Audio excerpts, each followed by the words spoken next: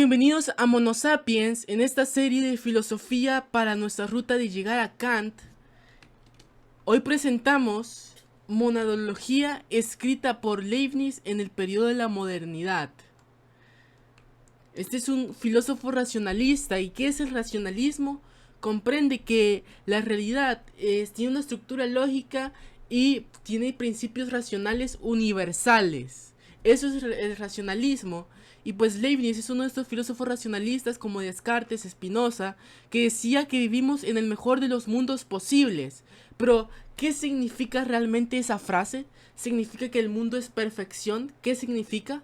Pues bueno, eso es lo que vamos a ver en este video, vamos a explicarlo. Primero, contexto.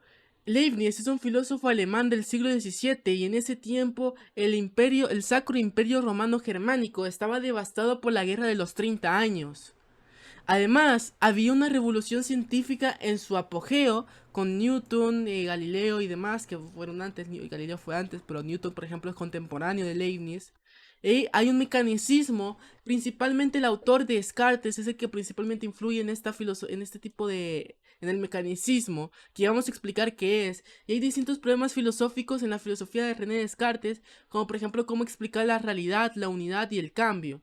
E intentará, por decirlo así, mostrar debatir con esto del cartesianismo, ¿no?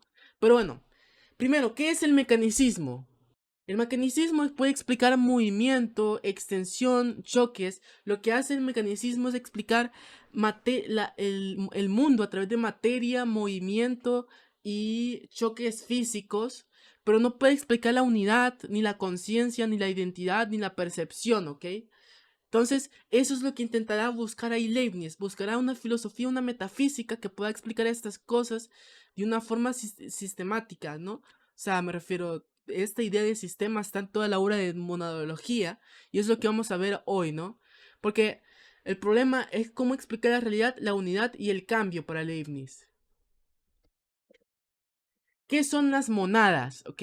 Las monadas son como puntos metafísicos que no son visibles. ¿Ok? Y esto significa, ¿qué significa eso? ¿Qué significa que no sean visibles? Probablemente mucha gente ya lo sabe, que no son átomos físicos. Para Leibniz, estas cosas no son átomos físicos porque no son visibles, no corresponden de alguna forma a materia. O sea, sí, las monadas sí corresponden a la materia. De algún modo las monadas pues sí tienen algo real en esto. Y eso es una cosa importante, ¿no? Que de hecho yo pondría aquí. Bueno, no lo pondría, pero, pero sí lo diría. Y es que lo visible, lo visible no necesariamente significa no real, que no es real. O sea, visible podría ser muchas cosas o sea, me refiero, por ejemplo, algo invisible no necesariamente significa que no exista que no exista para Leibniz. Entonces, Leibniz dice que aunque estos átomos de metafísicos no sean visibles, son cosas que corresponden a la materia, ¿no? Entonces, sustancias simples. Esto es lo que significa las monadas. Las monadas son sustancias simples. Son indivisibles. O sea, cuando dice simple, significa que no tiene partes. Es sin partes y tampoco puede ser divisible.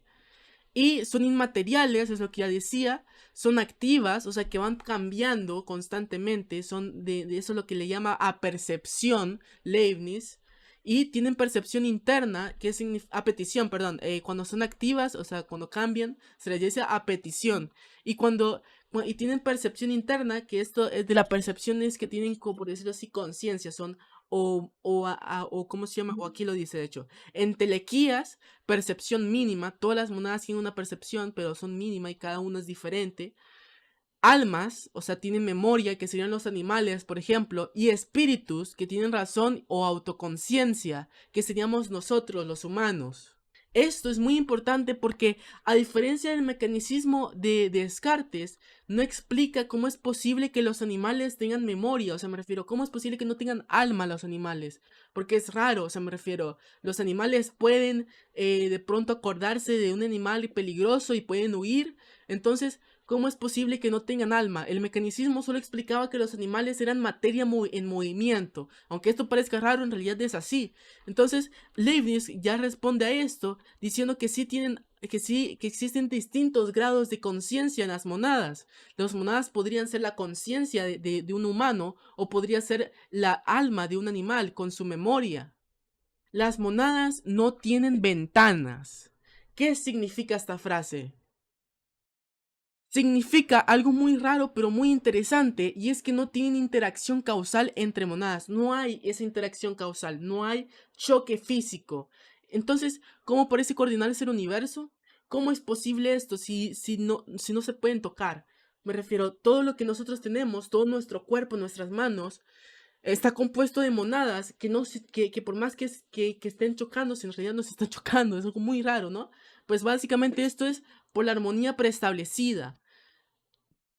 Y esto conecta con nuestra otra cosa, que es Dios, ¿ok? ¿Qué es lo que hace Dios? Dios escoge ve varios mundos posibles y escogió el mejor de los mundos posibles.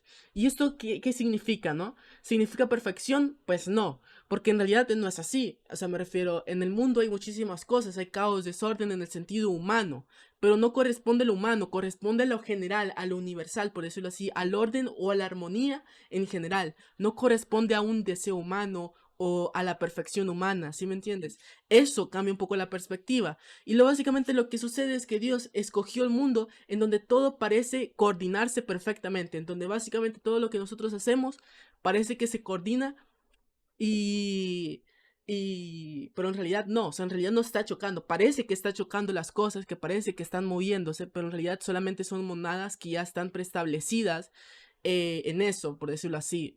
Esto es lo de la apetición, ¿no? Que básicamente lo que decía Leibniz era que como que está plegado dentro de la monada ya una especie de... Mejor se los voy a leer, dice... Hay un detalle de lo que cambia, que haga, por decirlo así, la especificación y la variedad de las sustancias simples. Este detalle debe comprender una multitud en la unidad o en lo simple, porque como en todo cambio natural se hace por grados, algo cambia y algo queda, y por consecuencia es necesario que en la sustancia simple haya una pluralidad de afecciones y relaciones, aunque no haya partes en ella. Se los recomiendo leerlo porque es un poco ejercitante intelectualmente. O sea, me refiero a esta cosa, no le encuentro mucho sentido al principio, pues bueno, es parte de entender filosofía, ¿no? Pero bueno, la cosa es que dice como esta cosa de la multiplicidad o la multitud, ¿no? En la unidad, como diciendo que está plegado sobre la monada una especie de cambio, ¿no? Y esto es la petición, que es el cambio entre estas, por decirlo así, atributos, quién sabe, no sé, muy raro la verdad. Pero bueno, así es la filosofía de Leibniz, parece que dice que todo es perfecto, pero no, está diciendo simplemente que básicamente el mundo que eligió Dios es uno que tiene armonía universal, pero que tal vez no satisface la voluntad de lo humano, por decirlo así. Y esto es lo que critica, por ejemplo, Voltaire, creo que así se pronuncia, Voltaire, en su Cándido. Cándido es una obra donde literalmente se burla de Leibniz por esto de que dice que es el mejor de los mundos posibles. Y creo que tiene que ver con un temblor. Sucede que hay un terremoto en una ciudad de por ahí de Voltaire, y básicamente Voltaire se burla de esto diciendo cómo es posible que Dios permita catástrofes, permita cosas malas, y al mismo tiempo Leibniz venga y diga que es el mejor de los mundos posibles, ¿no? Como que critica el optimismo, pero en realidad es más bien un optimismo no humanístico o humano, como lo quieran decir, sino más bien un optimismo metafísico, porque en vez de elegir el mejor de los mundos posibles por razones humanas, es más bien un optimismo por algo metafísico, en el sentido de que elige lo que mejor se adecua a la metafísica de Leibniz, tal vez, no lo sé. Pero es básicamente eso, no significa realmente el mejor de los mundos posibles, perfección en el mundo. Conclusión. Leibniz tiene influencia en la lógica moderna, en la informática, en el idealismo alemán y en la filosofía de la mente. Leibniz es principalmente importante por sus principios, como el de razón suficiente, que dice básicamente que hay una razón suficiente de por qué sucedió de esa manera y no de otra forma. ¿Por qué sucedió de esa forma principalmente?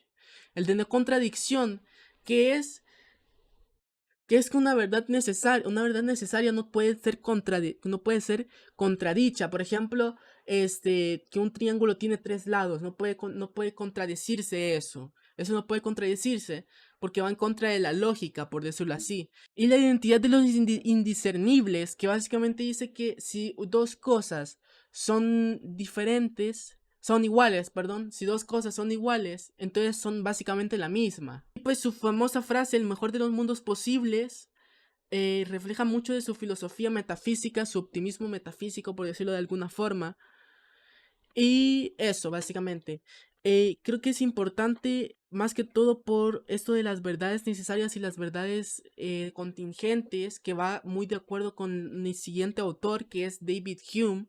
Y pues bueno, espero que esperen con ansias ese video, porque creo que va a estar muy bueno. Creo que va a estar muy bueno el video de David Hume. Este, denle like, suscríbanse, comenten. Es importante que comenten, que compartan. Compartir creo que es de hecho mucho más importante que comentar.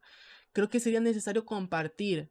Entonces, eso, básicamente. Espero que les haya gustado este video de filosofía. Denle like, suscríbanse, comenten, compartan y eso. Adiós.